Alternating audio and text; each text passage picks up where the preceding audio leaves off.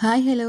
അപ്പോൾ ഇന്ന് നല്ല സിമ്പിളായിട്ടുള്ള നല്ല ടേസ്റ്റി ആയിട്ടുള്ള ഒരു കറിയുടെ റെസിപ്പി ആയിട്ടാണ് വന്നിട്ടുള്ളത്. നമുക്ക് ചോറ് കഴിക്കാൻ വേണ്ടി ഈ ഒറ്റൊരു കറി മാത്രം മതിയാവും. ഇനി ഈ കറി മാത്രം കഴിക്കാനും നല്ല ടേസ്റ്റ് ആട്ടോ. ഒന്ന് കഴിച്ച് കഴിഞ്ഞാൽ നമ്മൾ വീണ്ടും വീണ്ടും കഴിച്ചുകൊണ്ടേ നിൽക്കും കേട്ടോ. അപ്പോൾ എന്തായാലും ഒന്ന് ട്രൈ ചെയ്ത് നോക്കുക. ഇഷ്ടമായിക്കഴിഞ്ഞാൽ ലൈക്ക് ചെയ്യാനും സബ്സ്ക്രൈബ് ചെയ്യാനും ഷെയർ ചെയ്യാനും കമൻറ്റ് ചെയ്യാനും ഒന്നും മറക്കില്ല കേട്ടോ. അപ്പോൾ നമുക്ക് വീട്ടിലോട്ട് പോകാം. അപ്പോൾ ഈ ഒരു കറി നമ്മൾ ഉണ്ടാക്കിയെടുക്കുന്നത് മാങ്ങ ഉണ്ടല്ലോ നമ്മൾ ഏകദേശം ഒന്ന് മൂത്തിട്ട് ഒന്ന് പഴുത്ത് തുടങ്ങിയിട്ട് അതിൻ്റെ ആ ഒരു മധുരമൊക്കെ ഒന്ന് തുടങ്ങുന്നൊരു സമയം ഉണ്ടാവുമല്ലോ, അങ്ങനത്തെ ഒരു മാങ്ങ വേണ്ട നമ്മൾ എടുക്കാൻ വേണ്ടിയിട്ട്. അപ്പോൾ അതിന് കൂടെ തന്നെ നല്ല പഴുത്തിട്ടുള്ള പഴവും എടുക്കുന്നുണ്ട്. നല്ല പഴുത്ത് തന്നെ എടുക്കാൻ വേണ്ടി പ്രത്യേകം ശ്രദ്ധിക്കുക കേട്ടോ. അപ്പോൾ അത് നമ്മളിതാ ഇതുപോലെ ചെറുതായിട്ട് കട്ട് ചെയ്തിട്ട് എടുത്തിട്ടുണ്ട്. ഇനി കട്ട് ചെയ്ത് വെച്ചിട്ടുള്ള മാങ്ങ നമ്മളിതാ ഒരു പാത്രത്തിലേക്ക് മാറ്റി കൊടുത്തിട്ട് അതിലൊരു 1/4 കപ്പ് വെള്ളം കൂടിയും ചേർത്ത് കൊടുത്തിട്ട് മാങ്ങ ഒന്ന് കുക്ക് ചെയ്തെടുക്കുക കേട്ടോ. ഉടനെ പോകണ്ട, ചെറുതായിട്ടൊന്ന് വെന്ത് കിട്ടിയാൽ മാത്രം മതിയാവേ. അപ്പോൾ നമ്മൾ മാംഗോ അവിടുന്ന് കുക്കായിട്ട് വരുന്ന ആ ഒരു സമയം കൊണ്ട് നമുക്കൊരു മിക്സിയുടെ ജാറിലേക്ക് 3 ടീസ്പൂണോളം തേങ്ങ ഇട്ട് കൊടുക്കാം കേട്ടോ. ഏകദേശം 1/4 കപ്പ് തേങ്ങ ഉണ്ടാവേ. ഇനി ഇതിലേക്ക് നമ്മൾ ചേർക്കുന്നത് ചെറിയ ജീരകമാണ്. നമ്മൾ വെള്ളമൊക്കെ കാച്ചുന്ന ആ ഒരു ജീരകം ഉണ്ടല്ലോ, അതാ ഇതിലേക്ക് ഒരു 1/4 ടീസ്പൂണും ചേർക്കുന്നുണ്ട്. അതിൻ്റെ കൂടെ തന്നെ ഒരു കളറിന് വേണ്ടി മാത്രമായിട്ട് നമ്മൾ കാശ്മീരി ചില്ലി പൗഡറും കൂടി ഒരു 1/4 ടീസ്പൂൺ കൊടുക്കുന്നുണ്ട്. എരിവിന് ആവശ്യമായിട്ടുള്ള പച്ചമുളക് ഒന്നോ രണ്ടോ ചേർക്കാം കേട്ടോ. അപ്പോൾ നമ്മളിപ്പം വേറെ ഇനി ഒന്നും എരിവിന് വേണ്ടി ചേർക്കുന്നില്ല. നിങ്ങൾക്ക് നല്ല എരിവൊക്കെ വേണമെന്നുണ്ടെങ്കിൽ 2 എണ്ണമൊക്കെ ചേർത്ത് കൊടുക്കാം. അല്ലാന്നുണ്ടെങ്കിൽ ഒന്ന് ചേർത്തിട്ട് അതിലേക്ക് ഒരു 2 ടീസ്പൂൺ വെള്ളം കൂടി ചേർത്തിട്ട് നമ്മളിതാ ചെറുതായിട്ട് ഇതുപോലെ ഒരു തരിതരിപ്പുള്ള രീതിക്ക് അരച്ചെടുത്തിട്ട് മാറ്റി വെക്കുന്നുണ്ട് കേട്ടോ. അപ്പോൾ ഇതാ ആ ഒരു സമയം കൊണ്ട് തന്നെ നമ്മൾ മാങ്ങയൊക്കെ ഒന്ന് നന്നായിട്ട് വെന്ത് വന്നിട്ടുണ്ട്. ഉടഞ്ഞു പോകരുത്. ഇതാ ഈ ഒരു പാകത്തിന് വേണം നമ്മൾ വേവിച്ചിട്ടെടുക്കാൻ വേണ്ടിയിട്ട് കേട്ടോ. ഇനി ഇതിലേക്ക് നമ്മൾ അരച്ച് വെച്ചിട്ടുള്ള നമ്മൾ ആ ഒരു തേങ്ങയുടെ അരവും ചേർത്ത് കൊടുക്കുന്നുണ്ട്. അതിൻ്റെ കൂടെ തന്നെ നമ്മൾ കട്ട് ചെയ്തിട്ട് മാറ്റി വെച്ചിട്ടുള്ള നമ്മളെ പഴം ഉണ്ടല്ലോ, നന്നായിട്ട് പഴുത്തിട്ടുള്ളത് തന്നെ എടുക്കാൻ വേണ്ടി പ്രത്യേകം ശ്രദ്ധിക്കുക കേട്ടോ. അതും കൂടി നമ്മൾ ഈ ഒരു സമയത്ത് ഇതിലേക്ക് ചേർക്കുന്നുണ്ട്.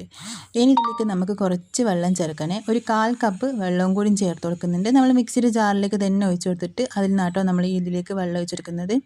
ഇനി നന്നായിട്ട് മിക്സാക്കി എടുത്തിട്ട് ഈ ഒരു വെള്ളവും നമ്മൾ തേങ്ങയും പഴവും മാംഗോ ഒക്കെ കൂടി നന്നായിട്ടൊന്ന് മിക്സാക്കി എടുക്കാം.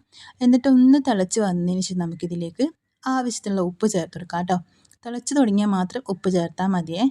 അപ്പോൾ ചെറുതായിട്ടൊന്ന് തിളച്ച് വന്ന സമയത്ത് നമ്മളിതിലേക്ക് ആവശ്യത്തിനുള്ള ഉപ്പും കൂടി ചേർത്ത് കൊടുത്തിട്ട് ഒന്നുകൂടി ഒന്ന് നന്നായിട്ടൊന്ന് മിക്സ് ആക്കി എടുക്കുന്നുണ്ട്. എന്നിട്ട് ഒന്നുകൂടി തിളപ്പിച്ചെടുക്കുക കേട്ടോ ചെയ്യുന്നത്. ചെറുതായിട്ട് ഒന്നുകൂടി ഒന്ന് ഇതൊന്ന് കുറുകി കിട്ടണം. ഒന്ന് വെള്ളമൊക്കെ ഒന്ന് വറ്റിയതാ ഈ ഒരു പാകത്തിനൊന്ന് ആക്കിയിട്ടെടുക്കണം കേട്ടോ. ആ ഒരു സമയം കൊണ്ട് നമ്മളെ പഴവും മാംഗോ ഒക്കെ കൂടി നന്നായിട്ട് ഈ മസാല ഒക്കെ പിടിച്ച് നല്ല സെറ്റായിട്ട് വന്നിട്ടുണ്ടാവും. പ്രത്യേകം ശ്രദ്ധിക്കുക, ഉടഞ്ഞു പോവാതെ നോക്കുക കേട്ടോ. അപ്പോൾ ഇതാ നന്നായിട്ട് ഇളക്കി എടുത്തിട്ടുണ്ട്. ഇനി നമുക്ക് ഫ്ലെയിം അങ്ങ് ഓഫാക്കി കൊടുക്കാം കേട്ടോ. ഇനി ഒരുപാട് തിളപ്പിച്ചെടുക്കണ്ട, അങ്ങനെ ആകുമ്പോൾ ഇതെല്ലാം കൂടി നന്നായിട്ട് അങ്ങ് ഉടഞ്ഞു പോവും. അപ്പോൾ അതുകൊണ്ട് തന്നെ ഇനി ഫ്ലെയിം അങ്ങ് ഓഫാക്കി കൊടുത്തിട്ട് നമുക്കിനി ഇതിലേക്ക് ചേർക്കേണ്ടത് തൈരാട്ടോ. അപ്പം പുളിയുള്ള തൈര് ചേർക്കണ്ട. പുളിയില്ലാത്ത നമ്മൾ നല്ല കട്ട തൈര് ഉണ്ടാവുമല്ലോ, അതൊരു 1.5 ടീസ്പൂണോളം ചേർക്കുന്നുണ്ട്. ഇനി പുളിയുള്ള തൈര നിങ്ങൾ കയ്യിലുള്ളതാണെന്നുണ്ടെങ്കിൽ ഒരു 1/2 ടീസ്പൂണോളം ചേർത്താൽ മതി. അത് നമ്മൾ തേങ്ങ അരക്കുന്ന ആ ഒരു സമയത്ത് ആ തേങ്ങയിലേക്ക് അങ്ങ് ചേർത്ത് കൊടുക്കാം കേട്ടോ, പുളിയുള്ള തൈരാണെങ്കിൽ.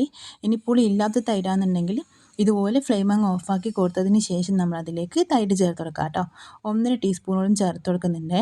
ഇത് നന്നായിട്ടൊന്ന് ഇളക്കിയെടുക്കാം. അപ്പം നമ്മൾ അടിപൊളിയായിട്ടുള്ള കറി ഏകദേശം ഒന്ന് റെഡി ആയിട്ട് വന്നിട്ടുണ്ട്. അപ്പോൾ ഇനി നമുക്ക് ഇതെല്ലാം കൂടി മിക്സാക്കി എടുത്തതിന് ശേഷം ഇതിലൊന്ന് വറുത്തിടണം. അപ്പോൾ അതിനായിട്ട് നമുക്ക് വേറൊരു പാത്രത്തിലേക്ക് കുറച്ച് വെളിച്ചെണ്ണ ഒഴിച്ച് കൊടുത്ത് നമ്മൾ സാധാരണ ചെയ്യുന്ന പോലെ തന്നെ കടുവും വറ്റൽമുളകും കറിവേപ്പിലയും കൂടി ഒന്ന് വറുത്തിട്ട് ഇതിലേക്ക് ഇട്ട് കൊടുക്കാം കേട്ടോ. അപ്പോൾ കറി ഇപ്പോൾ നല്ല സെറ്റായിട്ട് വന്നിട്ടുണ്ട്. ഈ ഒരു രീതിക്ക് വേണം റെഡിയാക്കിയിട്ട് എടുക്കാൻ വേണ്ടി. ഒരുപാട് വെള്ളമൊന്നും പാടില്ല, അങ്ങനെ ആകുമ്പോൾ നമ്മളൊരു കറിയുടെ ആ ഒരു ടേസ്റ്റ് കിട്ടില്ല കേട്ടോ. അപ്പോൾ കുറച്ച് വെളിച്ചെണ്ണ ഒഴിച്ച് കൊടുത്തിട്ട് കടുവും നമ്മൾ ചുവന്ന മുളകും കറിവേപ്പിലയും കൂടി ഇട്ട് കൊടുക്കുന്നുണ്ട്. എന്നിട്ടൊന്ന് മൂപ്പിച്ചെടുത്തിട്ട് നമ്മളെ കറിയിലേക്ക് അങ്ങ് ഒഴിച്ചെടുക്കുക കേട്ടോ ചെയ്യുന്നത്. അപ്പോൾ നല്ല സിമ്പിളായിട്ട് നല്ല ടേസ്റ്റി ആയിട്ട് ഉണ്ടാക്കിയെടുക്കാൻ വേണ്ടി പറ്റും നല്ല അടിപൊളി റെസിപ്പി റെഡി ആയിട്ടുണ്ട് കേട്ടോ. നമുക്കിതിപ്പം ഇങ്ങനെ വെറുതെ കഴിക്കാനും തന്നെ നല്ല ടേസ്റ്റാണ്. ചോറിൻ്റെ കൂടെയാണെങ്കിൽ വേറെ ഒരു കറി ആവശ്യമില്ല കേട്ടോ. അപ്പോൾ എന്തായാലും ഒന്ന് ട്രൈ ചെയ്ത് നോക്കാം. ഇഷ്ടമായിക്കഴിഞ്ഞാൽ ലൈക്ക് ചെയ്യാനും സബ്സ്ക്രൈബ് ചെയ്യാനും ഷെയർ ചെയ്യാനും കമൻറ്റ് ചെയ്യാനും ഒന്നും മറക്കില്ല കേട്ടോ. അപ്പോൾ നമുക്ക് മറ്റൊരു നല്ലൊരു വീഡിയോ ആയിട്ട് പിന്നെ കാണാം. Bye, thank U.